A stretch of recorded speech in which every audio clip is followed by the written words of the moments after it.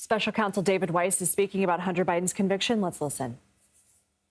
While a user or addict, there have been two overarching themes emphasized by the prosecution during trial: this defendant's illegal choices and the rule of law. First, while there has been much testimony about the defendant's abuse of drugs and alcohol, ultimately this case was not just about addiction, a disease that haunts families across the United States, including Hunter Biden's family. This case was about the illegal choices defendant made while in the throes of addiction, his choice to lie on a government form when he bought a gun, and the choice to then possess that gun. It was these choices and the combination of guns and drugs that made his conduct dangerous. Second, no one in this country is above the law. Everyone must be accountable for their actions, even this defendant. However, Hunter Biden should be no more accountable than any other citizen convicted of this same conduct. The prosecution has been and will continue to be committed to this principle and to the principles of federal prosecution in carrying out its responsibilities. I want to thank the jury for their service. There are few civic responsibilities more important than jury service. 15 Delawareans came to court each day and performed their responsibilities in a professional and conscientious manner. We thank them. I want to thank Derek Hines, Leo Wise, and the entire special counsel team. I am so proud of this group of attorneys, agents, and litigation professionals. This is a difficult assignment. These folks have been working 7 days a week for the last couple months, litigating a variety of issues in district and appellate courts on two coasts. They have given their heart and soul to this work.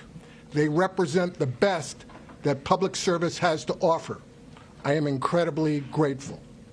Finally, I want to thank Attorney General Garland for providing the support necessary to fulfill our mission, ensuring that we have the independence to appropriately pursue our investigations and prosecutions.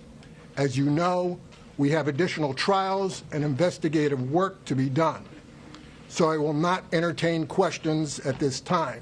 Our work continues. Thank you for your consideration. Thanks. We've heard from jurors asking, Mr. Weiss, would you entertain a plea deal in the California case?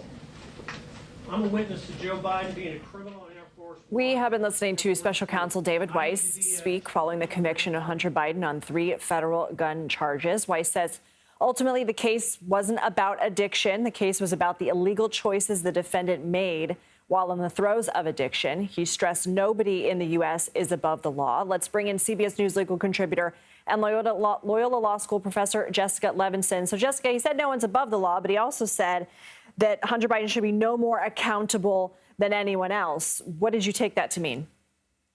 That they're not, in part, that they're not going to ask for 25 years, that this is not a situation where the prosecution wants to do something, frankly, unheard of and say, even though we have a first-time offender, even though this came as a standalone charge, we want to go for the maximum that's asked here. I think it's very important that what he was saying is essentially there's a floor and a ceiling, and we want to treat Hunter Biden the way we would treat anybody else. He's no more or less accountable. And again, I think it's hard to overestimate the importance of the public seeing that, in fact, Hunter Biden is receiving the same treatment as other people now that the conviction has come in. I know there is a perception that we have a two-tier justice system for so many reasons. Here's a very high-profile example and an opportunity for the system to work as it would with respect to any other defendant whose last name is not Biden. The special counsel said it wasn't about addiction. It was the illegal choices the defendant made while in the throes of addiction. It sort of echoes some of what we heard during the prosecution's opening and closing. Why do you think that it was important for him to reiterate that today? Well, I think in part that tracks the legal charges here, but in part what he wants to make clear is that he's not targeting somebody for being an addict, for struggling with addiction. If you just looked at jury selection, and you and I talked about this, many people in America know somebody who has or previously did struggle with addiction. And he's saying that's not what this is about. It's not about punishing him for what he was suffering at that time. It's about punishing him for taking illegal actions. And I think that's important because it, again, tells people this is about the rule of law. This is about looking at a federal statute and saying, not, we don't like him because he's a drug user, but he made false statements on forms. He possessed a gun when he should not have been able to. You and I have discussed the appeals process and the fact that Hunter Biden's attorneys are likely to appeal, and that one of the central issues may be the constitutionality of the law in and of itself that Hunter Biden was tried for. Has that not been tested before? I mean, we talked about how this is rare insofar that it was just sort of a standalone case, but not unheard of. Not unheard of, but this is so interesting. So back in 2022, the case that you know, a case called the Bruin case, the Supreme Court said, with respect to a New York law that said you need to show kind of a special reason why you would have to have a concealed carry permit to carry a gun outside of the home. The Supreme Court struck down that law. And in doing so, they created a new test for when gun control restrictions are constitutional.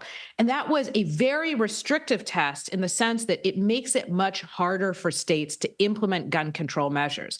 It says we looked only at the text and the history and tradition in our country of any analogous gun control measures. Now, since that time, another court of appeals has looked at this federal law, but with respect to somebody who is using marijuana, not cocaine. And the Fifth Circuit Court of Appeals said, I'm looking at that 2022 Bruin decision. I'm looking at this federal law that says known drug users cannot possess guns. And I don't think that it comports with the history and tradition test. So it can't apply, at least with respect to a former marijuana user. And so to your question of hasn't this been tested, in part, we're talking about a Supreme Court case that's almost exactly 2 years old. That's pretty new. And Court of Appeals who are just now interpreting that case with respect to this federal law. Jessica Levinson taking us to class. Thank you so much. Let's go over now to CBS News senior White House correspondent Weijia Jiang. She's outside the courthouse in Wilmington, Delaware. So, Weijia, first of all, any activity out there that you're seeing since the court has adjourned? Lindsay, it's actually incredibly quiet now that court has adjourned, especially in comparison to this morning and this entire trial. There are some comings and goings, but it's mostly just the media now camped out here. Of course, the Biden family has left. We know Hunter Biden left here holding hands with his mother and his wife. And so, no, there's not much going on physically here. And we've heard from Hunter Biden himself, his attorney. We've also heard from the president about his son's conviction. Right. What can you tell us about their comments? Well, Hunter Biden and his team expressed disappointment. He issued a personal statement to say that he is more grateful today for the love and support I experienced this last week from Melissa, my family, my friends, and my community than I am disappointed by the outcome. He also went on to say that recovery is possible by the grace of God, and I am blessed to experience that gift one day at a time.